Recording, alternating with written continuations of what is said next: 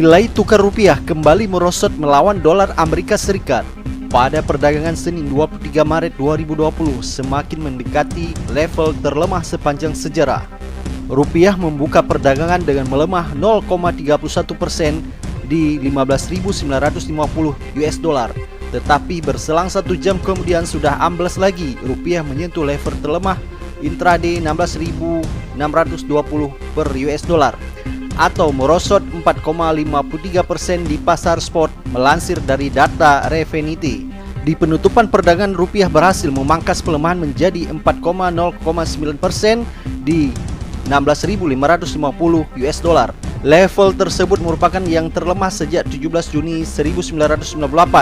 Kala itu rupiah menyentuh level terlemah intraday 16.800 US dollar, sekaligus merupakan rekor terlemah sepanjang sejarah. Kecuali yen, Jepang, dan dolar Hong Kong, semua mata uang utama Asia melemah melawan dolar Amerika hari ini. Tetapi pelemahan rupiah yang paling parah. Berikut pergerakan dolar Amerika melawan mata uang utama Asia hingga pukul 16.50 WIB. Tanda-tanda akan kembali terjadi aksi jual di pasar keuangan dalam negeri sudah terlihat sejak dini hari tadi. Indeks saham berjangka future Wall Street langsung ambles 5%, menyentuh batas bawah atau limit down dari 5 menit setelah perdagangan dimulai pukul 5 WIB. Indeks berjangka Wall Street bisa dijadikan indikator sentimen konsumen terhadap aset-aset beresiko ketika ambles. Itu artinya sentimen sedang memburuk dan beresiko memicu aksi jual di pasar keuangan dalam negeri, baik di bursa saham maupun pasar obligasi. Aksi jual di pasar keuangan Republik Indonesia semakin menjadi-jadi di bulan ini setelah pandemi virus corona COVID-19 masuk ke dalam negeri. Di Indonesia hingga saat ini sudah ada 579 kasus positif dengan 49 orang meninggal dan 29 orang dilaporkan sembuh. Sepanjang bulan ini, indeks harga saham gabungan atau IHSG ambrol lebih dari 25%. Pada pekan lalu saja penurunan tercatat 14,52% menjadi penurunan terburuk sejak krisis finansial global tahun 2008.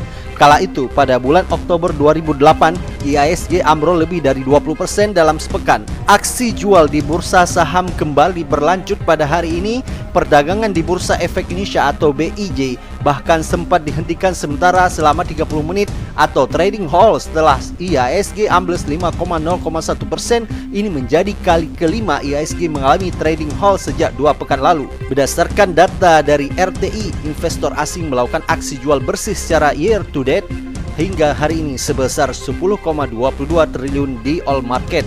Sementara itu, pasar obligasi yield surat utang negara atau SUN tenor 10 tahun naik 121 basis poin sepanjang bulan ini hingga Jumat lalu. Kenaikan masih berlanjut hingga siang ini sebesar 16,6 basis poin ke 8,245% yang merupakan level tertinggi sejak Januari 2019.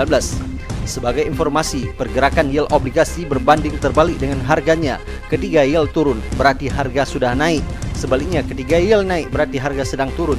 Ketika harga turun, berarti sedang ada aksi jual di pasar obligasi berdasarkan data dari Direktorat Jenderal Pengelolaan Pembiayaan dan Risiko Kementerian Keuangan. Sepanjang tahun hingga 18 Maret terjadi capital outflow sebesar 86,49 triliun. Ini berarti sejak awal tahun hingga pekan lalu terjadi capital outflow nyaris 100 triliun. Dampaknya nilai tukar rupiah terus tertekan.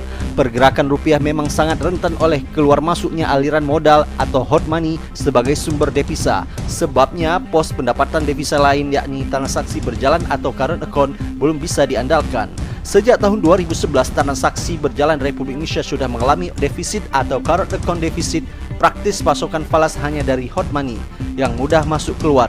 Ketika terjadi capital flow yang besar, maka tekanan bagi rupiah akan semakin kuat yang menyebabkan nilai tukar rupiah semakin merosot.